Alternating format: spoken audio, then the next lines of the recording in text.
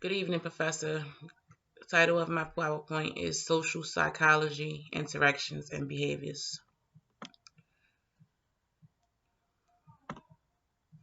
Attitude, a way of thinking or feeling about a particular object, person, thing, or event.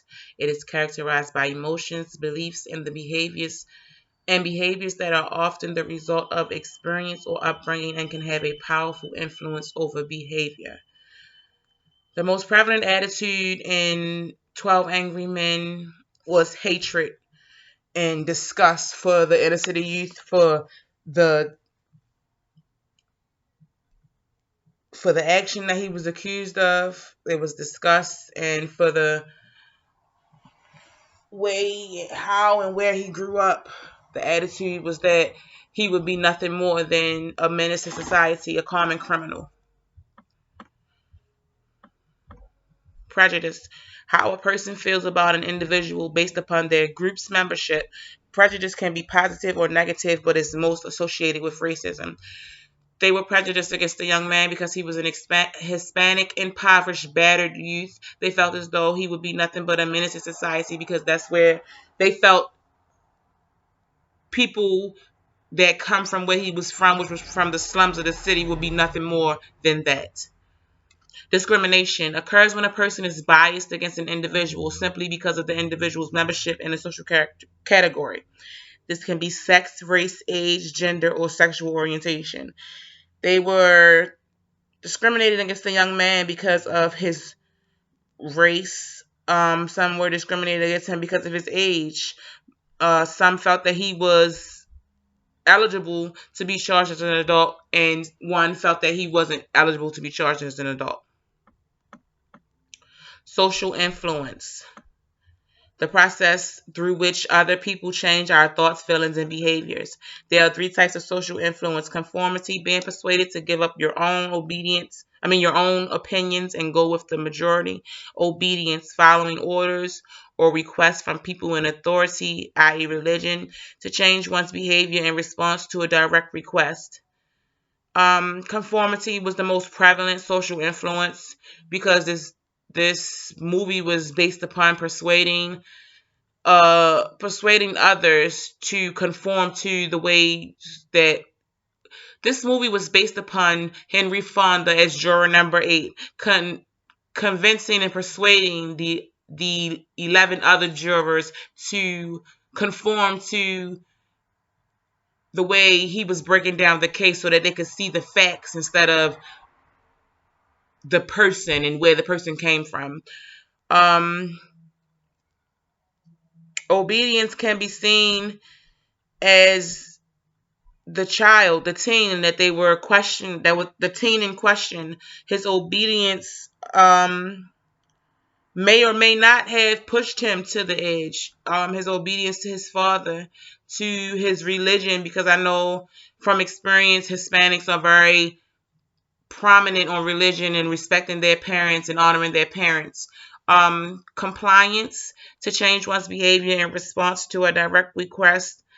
A simple example of compliance that I saw in the movie 12 Angry Men.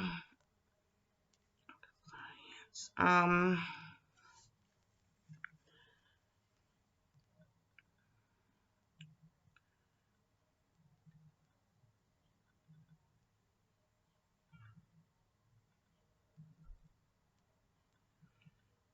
Michael T. Harper told Michael T. Harper told one of the old men to sit down.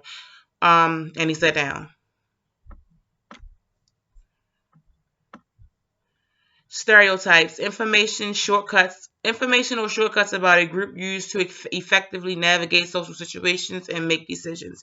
Can be positive or negative, may or may not be correct.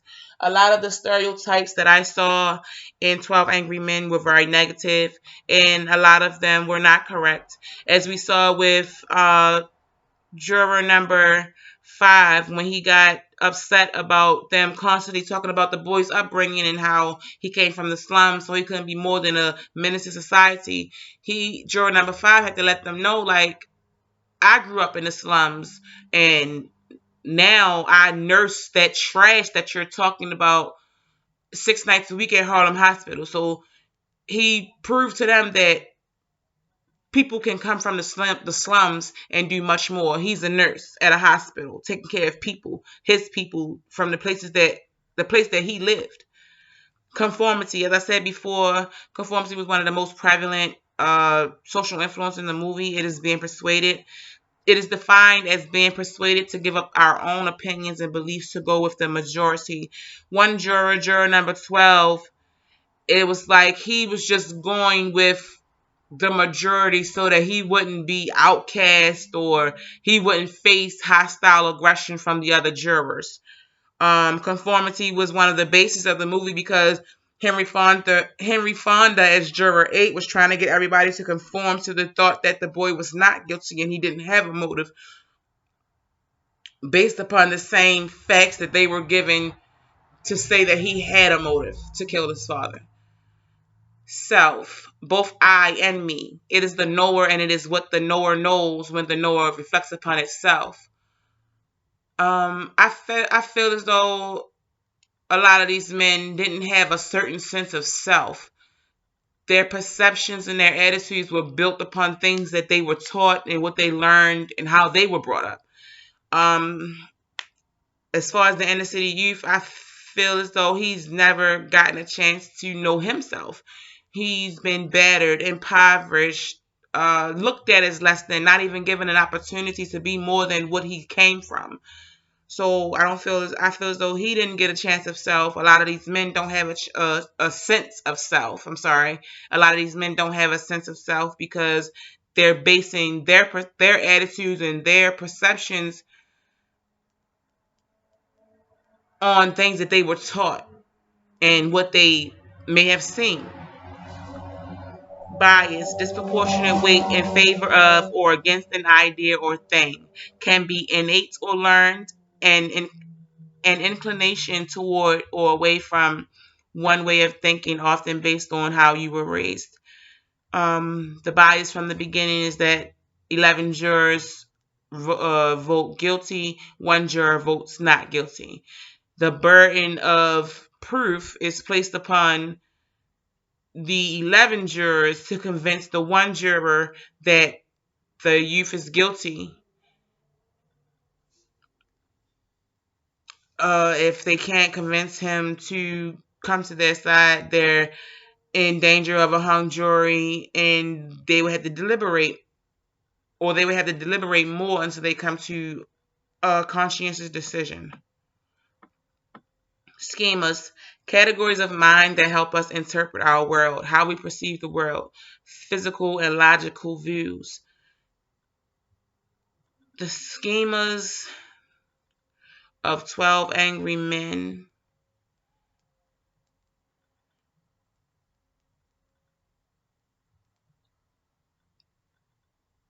The schemas of the men in 12 Angry Men were negative. They were negative, stereotypical, discriminatory schemas that categorized this young man as being less than, a menace to society, and a common criminal. Persuasion, determination to change others' attitude using different types of communication. There are 3 types of persuasion: ethos, which is based upon trust and authority, ethics and morals. Logos, logic and reasoning, rationality, proof, knowledge. Pathos is based upon emotions and beliefs, what people believe in.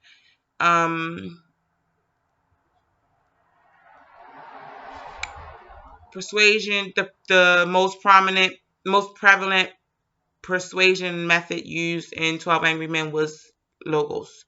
They even did, juror number 8 even performed a reenactment to show reasoning, rationality, and his logic. Critical thinking provides logic. It provides you to break down the logic, the reasoning, the rationality. So the entire deliberation itself was a form of logic persuasion.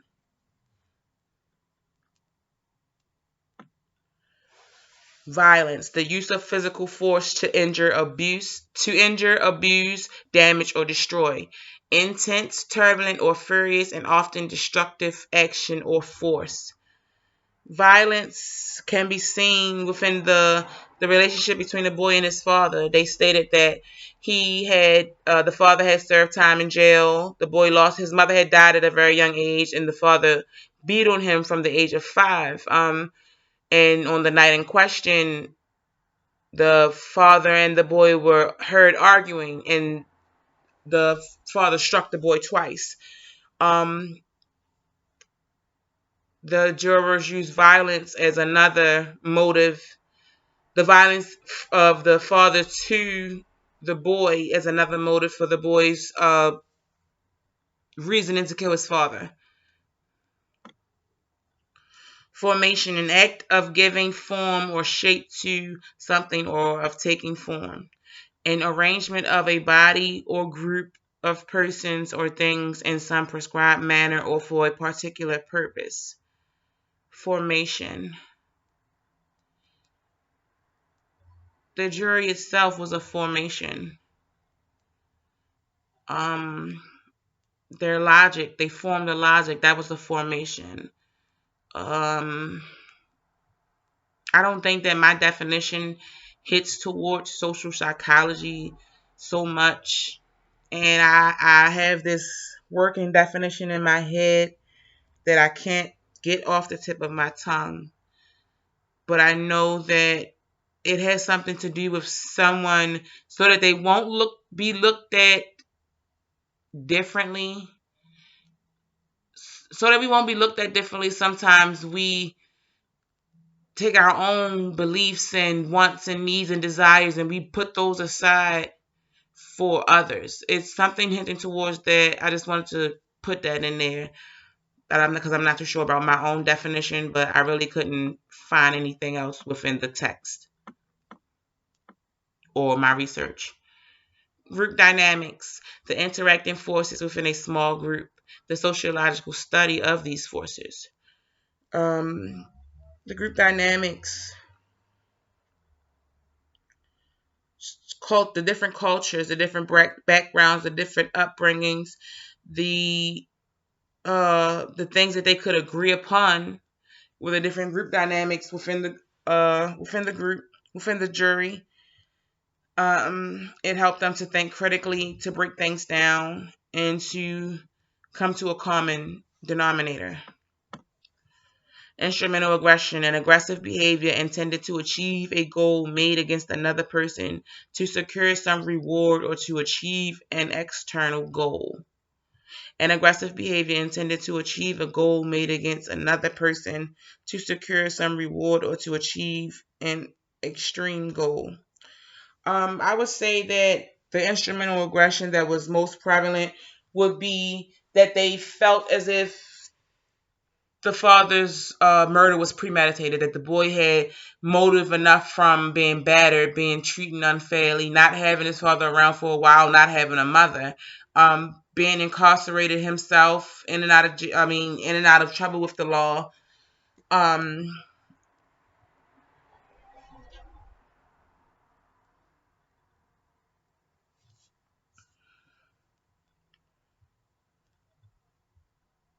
So they felt as though maybe his aggression that night was instrumental to free himself from his father, to free himself from the abuse.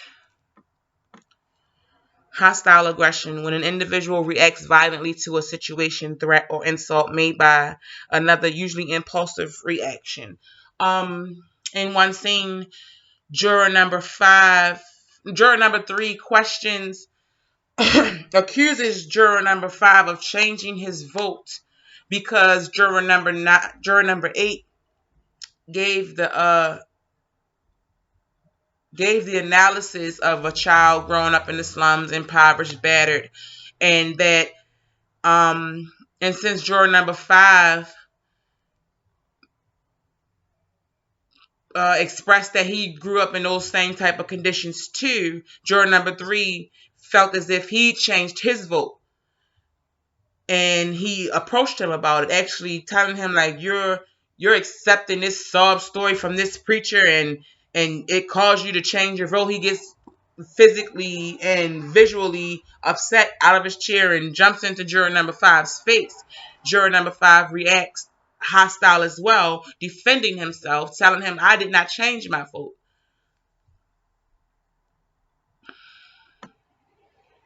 Relational aggression, harm caused by damaging someone's relationship or social status, common among adolescents.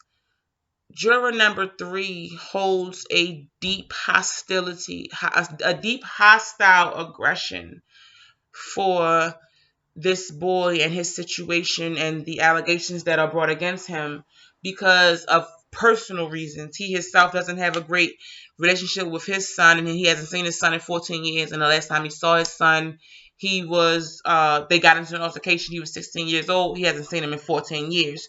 So, I feel like the relational aggression in that aspect is that